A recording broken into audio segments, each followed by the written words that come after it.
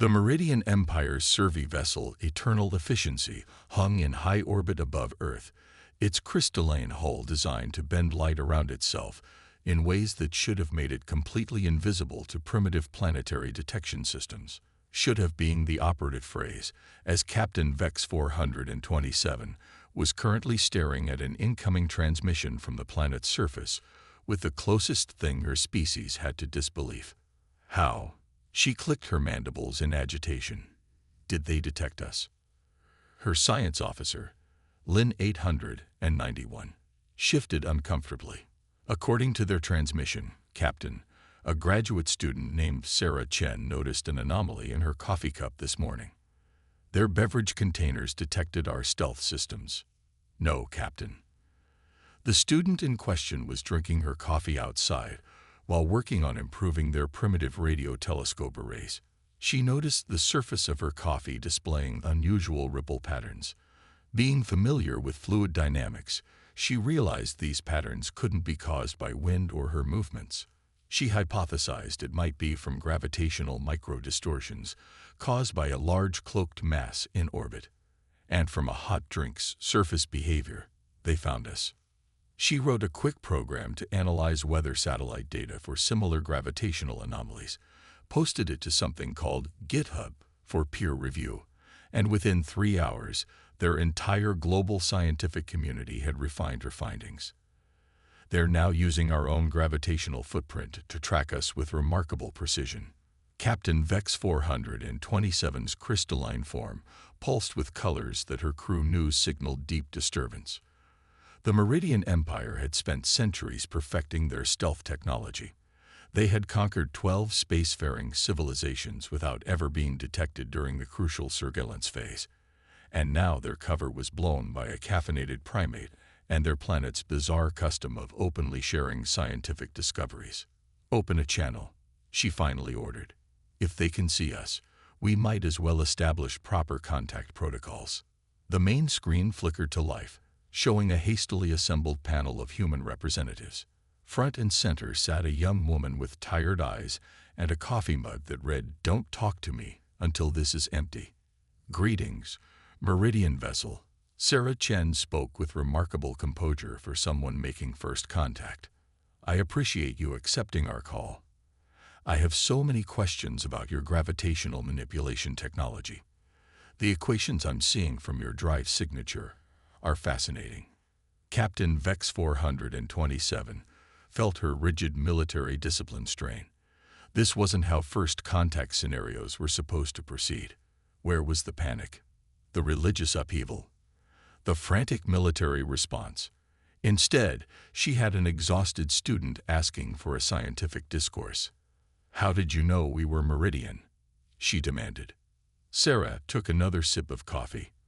"Oh, we've been studying the gravitational wave echoes from your empire's expansion for decades.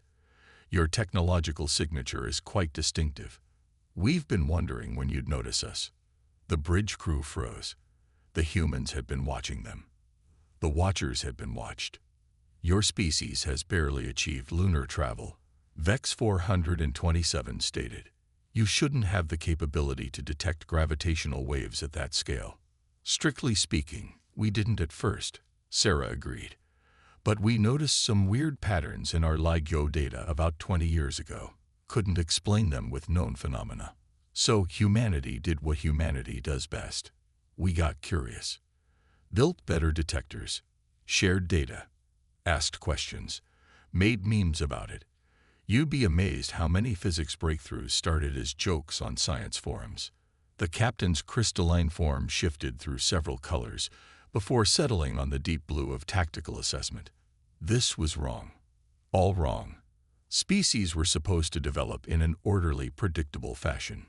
Military capability first, then spaceflight, then gravitational manipulation. Humans had seemingly ignored this established pattern, jumping straight to advanced theoretical physics while still struggling to escape their own gravity well. "Your detection capabilities are impressive," she admitted carefully. "But surely you understand this means we must now consider your species a potential threat to imperial security." Sarah's eyes widened slightly. Because we can see you. That seems like a you problem, not an us problem. Besides, we've been broadcasting our observations of your empire's movements on open channels for years. It's all publicly available data. You've what? Published it. In peer-reviewed journals. There's even a bunch of undergraduate thesis papers about potential ways to replicate your tech. Here, let me send you some links. Captain Vex 427's tactical display suddenly flooded with thousands of scientific papers, technical discussions, and something called YouTube videos, where humans explained complex theoretical physics concepts using something called cat memes.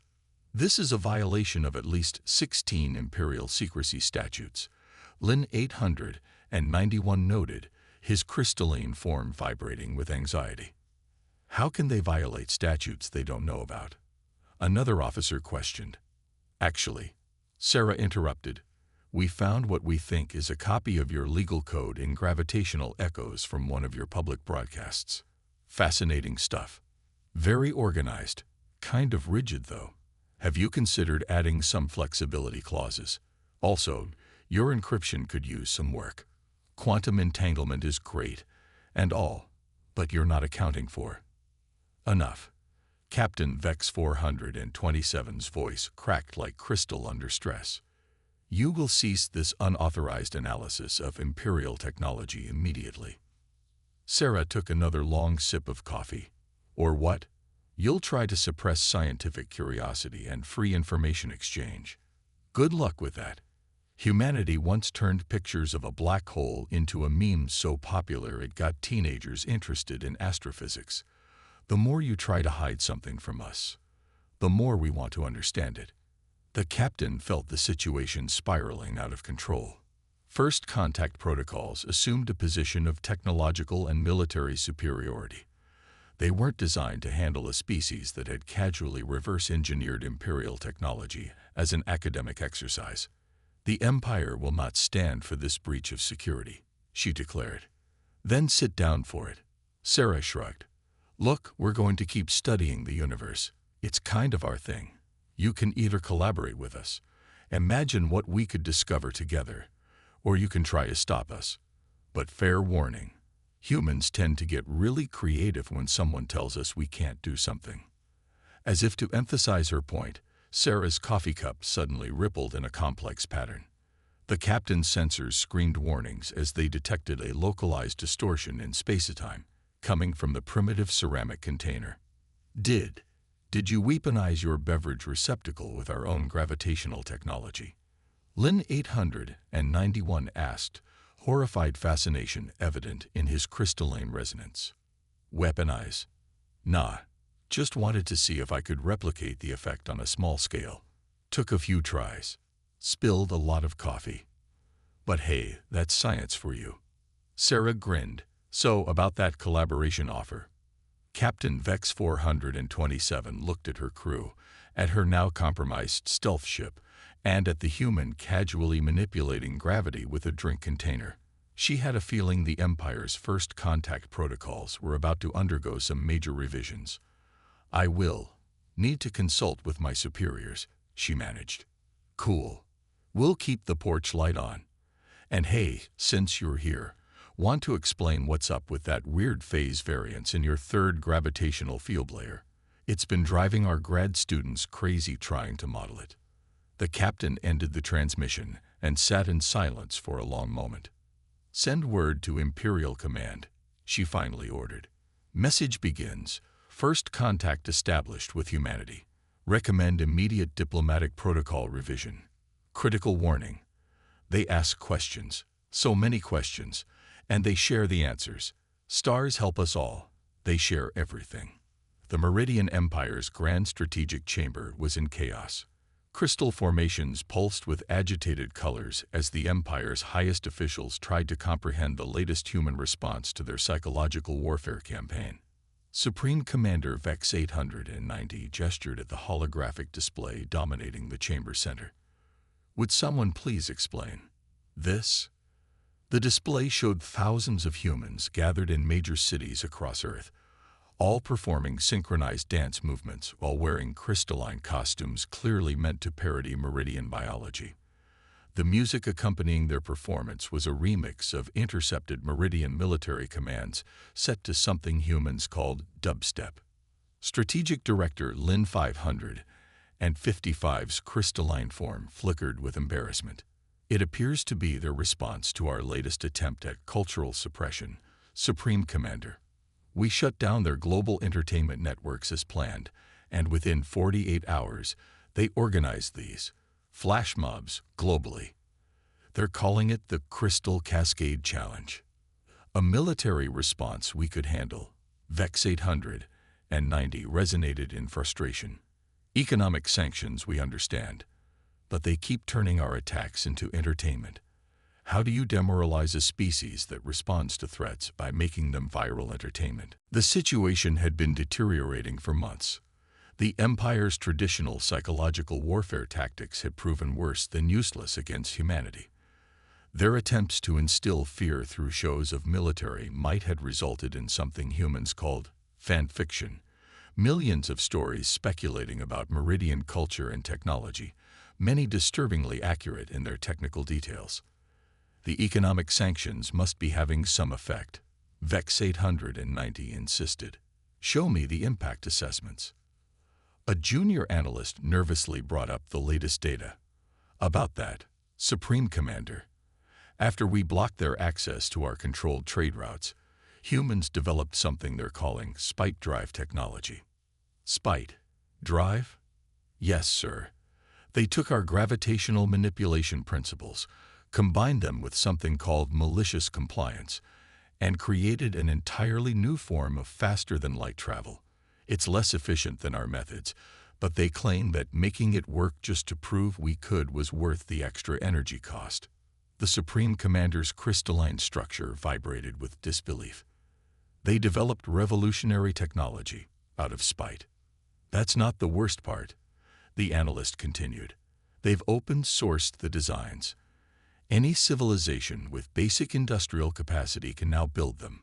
Our trade monopoly is effectively broken. The chamber erupted in alarmed resonances.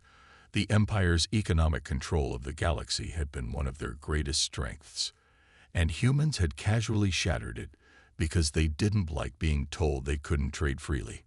Surely our information quarantine is still holding. Vex 890 asked desperately.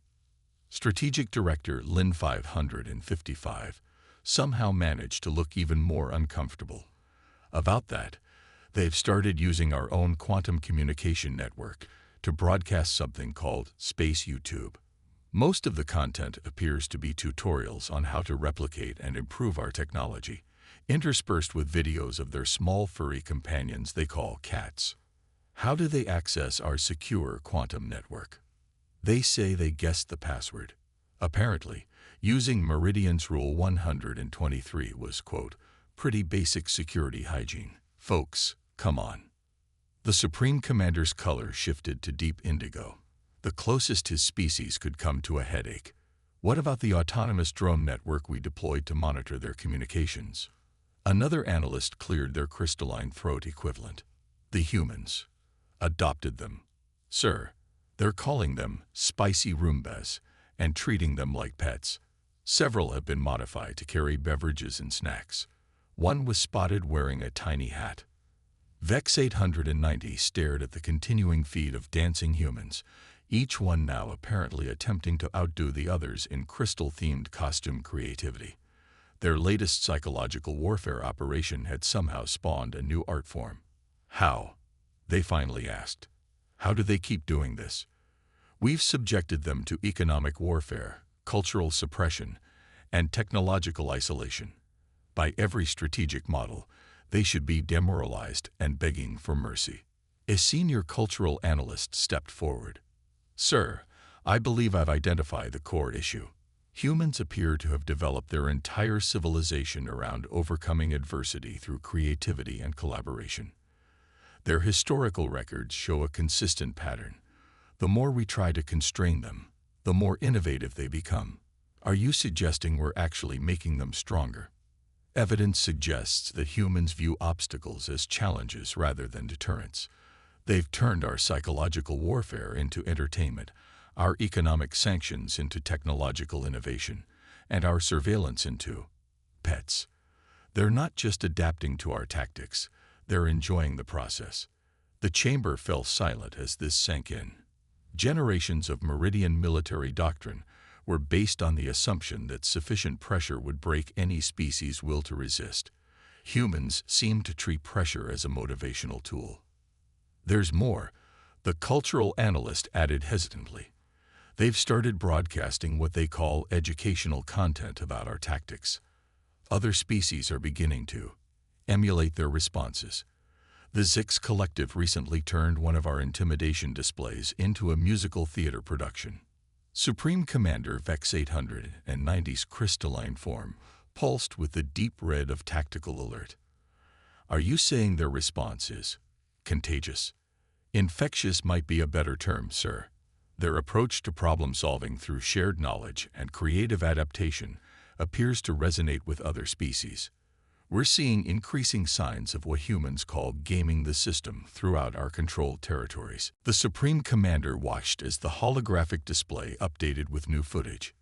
Humans teaching other species their dance moves, sharing spacecraft modification techniques, and organizing what they called galaxy-wide craft sessions to design creative countermeasures to Meridian technology. We have to stop this, Vex 890 declared. Prepare the fleet for direct military intervention. If we can't break their spirit, we'll have to defeat them conventionally. The cultural analyst's colors shifted to warning patterns. Sir, with respect, are you sure that's wise? Every attempt to constrain humans so far has backfired spectacularly. Direct military action might. Might what? They're still primitives in terms of military technology. What's the worst that could happen? At that exact moment, the chamber's displays all simultaneously switched to what appeared to be a human entertainment broadcast. A smiling human in a crystal-themed costume appeared. Hi, Meridian friends. Since you're watching our feeds anyway, we thought we'd share our latest project. We're calling it Operation Friendship Through Superior Firepower. Stay tuned for some exciting developments. Don't forget to like and subscribe. The Supreme Commander's crystalline form darkened. Sometimes, he reflected, the worst questions were the ones that answered themselves. They did what to our flagship? Admiral Vex 753's crystalline form cycled through colors so rapidly it created a strobing effect on the bridge of the Meridian Empire's backup command ship. The tactical officer repeated the report, each word seeming to physically pain them. The humans reprogrammed it, sir. Specifically, a group of what they call teenage modders gained access to our command systems through something they refer to as a sick hack. They turned the Empire's most powerful warship into what they're calling a multiplayer gaming server. The massive view screen showed their former flagship, the Eternal Dominance, now covered in what appeared to be elaborate digital graffiti. Pulsing neon colors flowed across its hull in patterns that would have given any self-respecting Meridian military officer crystalline stress fractures. How many casualties? The Admiral demanded. That's the strange part, sir. 0.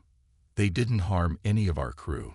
They just invited them to play something called Among Us using the ship's internal security systems. Half our bridge crew has apparently joined their Discord server. The Admiral's command staff watched in horror as their most advanced military vessel, designed to crack planets like eggs, began broadcasting what humans called lo-fi beats to conquer galaxies too. Surely we can regain control remotely. We've tried, sir, but they've completely rewritten our command protocols. According to this message, we need to, quote, get good to reclaim admin privileges. They've turned our military hierarchy into something called a leadership board. The situation had spiraled out of control since the Empire launched what was supposed to be a swift and decisive military campaign against Earth. Their initial attack fleet had approached Earth with perfect formation, impeccable discipline, and unshakable confidence in their technological superiority. The humans had responded with what they called speedrun strats. Status report on the rest of the fleet, the Admiral asked, dreading the answer. A communications officer's crystalline form dimmed with embarrassment. Battle Group 7 reports their ships have been transformed into something called a racing game. Battle Group 3 is apparently hosting something called a building server. The humans are teaching our crew to create virtual structures they call pixel art. And Battle Group 9. They've become a dating sim, sir. The Admiral's form crackled with suppressed shock. A what? The humans introduced our crews to something called romantic subplots. Morale reports indicate many of our soldiers are now more interested in developing their character arcs than maintaining military discipline. This wasn't how war was supposed to work. The Meridian Empire had conquered dozens of star systems through precise, methodical application of overwhelming force. Their military doctrine had no protocols for dealing with an enemy that treated battlefield tactics like game mechanics to be exploited. "Show me the status of our ground forces," the Admiral ordered. The tactical display shifted to show their planetary invasion forces, or rather, what was left of them. The humans had somehow transformed their most advanced battle mechs into something they called dance robots. Footage showed lines of Meridian war machines performing synchronized movements to something called K-pop. How? The Admiral demanded. How are they doing this? A senior tech analyst stepped forward, their crystalline form pulsing with the cyan hues of deep thought. They're not just reprogramming our technology, sir. They're reimagining it. Where we see weapons, they see possibilities. They treat our most rigid military protocols like what they call game mods waiting to happen. They're treating war like a game. No, sir. They're treating it like a creative platform. Our military technology is built on strict hierarchies and controlled processes. Humans appear to instinctively look for ways to reconfigure systems for purposes we never imagined. They call it thinking outside the box. The view screen suddenly flickered, showing a young human female wearing what appeared to be a modified Meridian combat helmet converted into gaming headset. "Hey there, Meridian friends," she waved cheerfully. "Noticed you trying to hack back into your systems. Nice try, but you're gonna need to complete the tutorial level first. Don't worry, we've added plenty of help tooltips and achievement rewards to make it fun." This is war. The Admiral resonated in outrage. Not some entertainment program. Why not both? The human grinned. "We've set up cross-platform compatibility so your troops can still do their jobs. They just have to earn experience points now." Most of them seemed to really enjoy the new progression system. Did you know your soldiers had never even heard of character customization options? The Admiral watched in horror as the feed showed Meridian troops proudly displaying personalized armor designs, their formerly identical crystalline forms now decorated with what humans called skins and emotes. "Oh, and don't worry about your flagship," the human continued. "We're taking good care of it. The crew is learning lots about team building through our multiplayer modules. Your former gunner just achieved legendary cooperation status. We're thinking of making them a mod." "This is a violation of every military protocol in the Empire," the Admiral protested. "Yeah, your protocols could really use a patch update. Way too many bugs in the system. But hey, we've started a community feedback board where your troops can suggest improvements. Democracy mechanics are super important for user engagement." The Admiral's crystalline form vibrated with helpless fury as their invasion force continued to transform into what humans called a massively multiplayer experience. Reports flooded in of Meridian soldiers forming guilds, organizing raid parties for collaborative missions, and engaging in something called cosmic cosplay. "Sir," the tactical officer interrupted, "we're detecting new software being uploaded to our remaining ships. They're calling it Space Marines 40K. Meridian Edition. Stop them." "I can't, sir. The crews are volunteering to download it. They're saying something about awesome character progression and epic loot drops." The admiral watched their perfectly regimented military machine transform into what humans called a gaming community. Their weapons of war were becoming platforms for creativity and collaboration. Their soldiers were developing individual personalities. "Sir," the tech analyst ventured cautiously, "there's something else. The humans have started streaming all of this on their interstellar networks. Other species are subscribing. They're calling it the greatest crossover event in galactic history." The admiral's form darkened as they realized the true scope of their defeat. The Meridian Empire hadn't just failed to conquer humanity. They had given them a platform to broadcast their chaos across the stars. And the worst part, everyone seemed to be having fun except them. The Meridian Empire's Cultural Preservation Council was facing its first crisis in 300 years. The massive crystalline chamber, designed to maintain the purity of Meridian society, was filled with evidence of what many were calling human contamination. Director Vex 112's form pulsed with distress as they reviewed the latest reports. "Show me the incident at Education Center 775 again." The holographic display activated, showing a classroom of young Meridians. Instead of maintaining their prescribed crystalline geometries, the students were expressing themselves. Some had modified their forms to display shifting colors, others had adopted asymmetrical patterns, and one had somehow managed to incorporate what appeared to be glitter. "This is the 8th incident this week," the director's assistant noted. "They're calling it art class." Art. Vex 112 resonated the word like it was a corruption. 3,000 years of perfect geometric conformity, ruined by human concepts of creativity and self-expression. The display shifted to other scenes across Meridian space. A group of workers had transformed an industrial facility into what they called a maker space, experimenting with new crystalline forms that prioritized function over traditional aesthetics. A military training facility had become a dance studio, where soldiers practiced something called crystal pop. How deep does this contamination run? The assistant's form flickered nervously. "We've detected dangerous levels of individualization across all sectors. Meridians are choosing their own colors, developing unique resonance patterns, and some are even giving themselves names." Names. Vex 112 almost cracked in shock. "Not just designation numbers." "Yes, Director. It started with those who had direct contact with humans. They claim that being called by a chosen name creates something humans call personal connection. The practice is spreading rapidly." The director watched in horror as the display showed more evidence of human cultural influence. A former military commander, now calling themselves Rainbow, had opened what they called a creativity workshop. Young Meridians were being taught to manipulate their crystalline forms in ways that served no practical purpose, purely for what humans called artistic satisfaction. Surely the older generations are resisting this chaos. "Actually, Director," the assistant's form shifted to diplomatic hues. "The elderly have become some of the most enthusiastic adopters.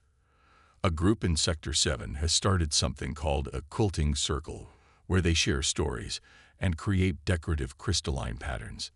They say it gives them a sense of community." Vex 112 had to forcibly maintain their geometric integrity. "Community. We are the Meridian Empire. We have perfect order, perfect hierarchy, perfect boredom," interrupted a voice from the chamber entrance. A young Meridian stepped forward, their form swirling with colors that would have been considered seditious just months ago. "That's what the humans helped us realize. Who dares? I'm calling myself Crystal now," the young Meridian announced. "Former designation Lin 955, Department of Strategic Analysis, and I'm here to show you something." Before the director could call security, Crystal projected a series of images into the chamber. They showed Meridians from across the Empire engaging in activities that had been forbidden for millennia, creating art, sharing stories, expressing emotions, forming friendships based on shared interests rather than assigned functions. "Look at them," Crystal urged.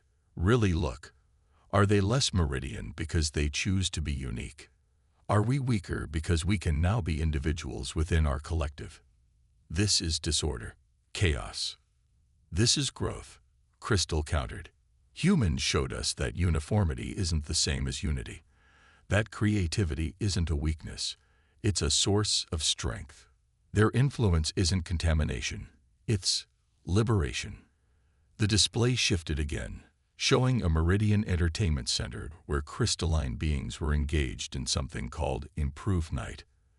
Their forms shifted and changed as they told stories, their resonances mixing in what humans called harmony.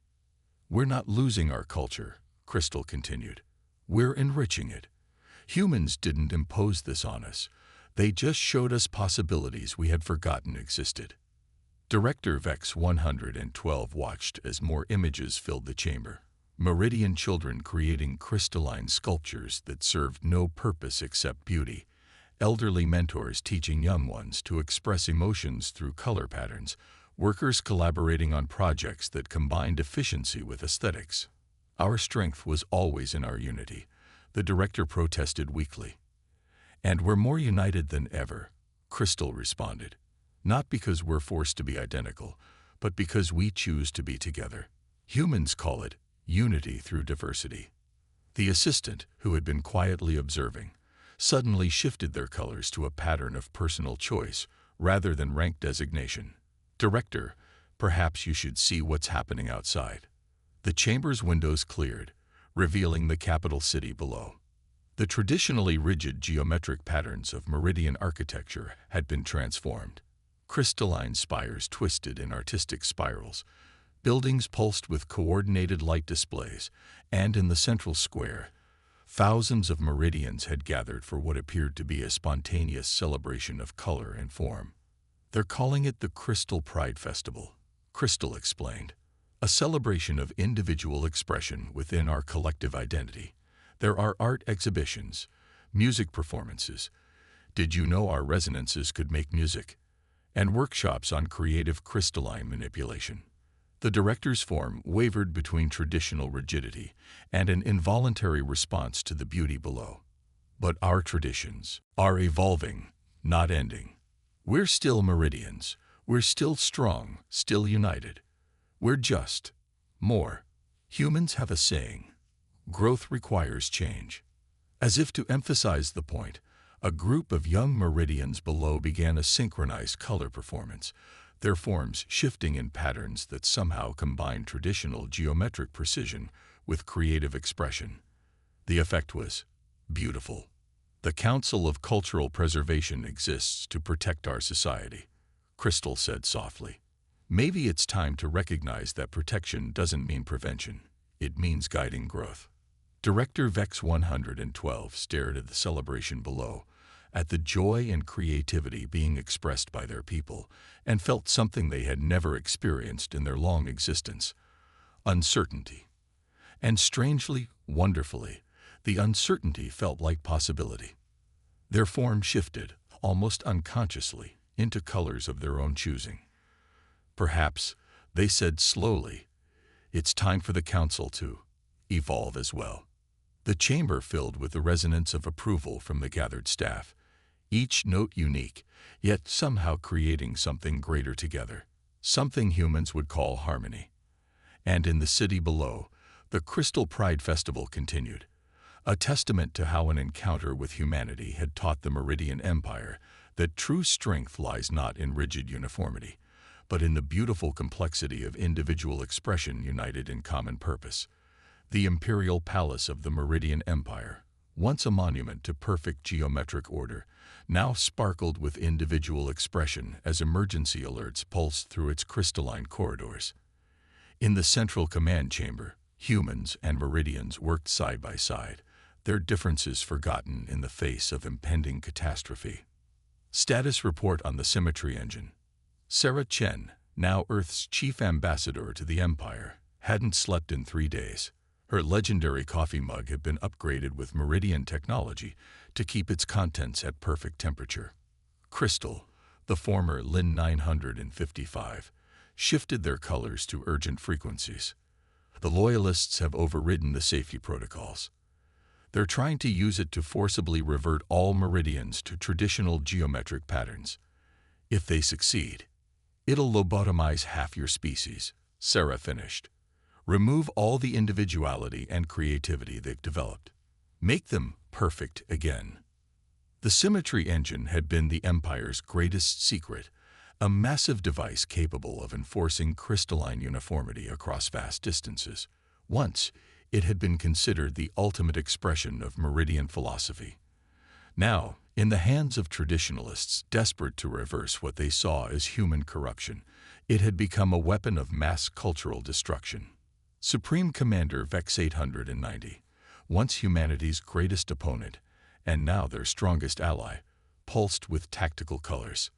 The Loyalists don't understand.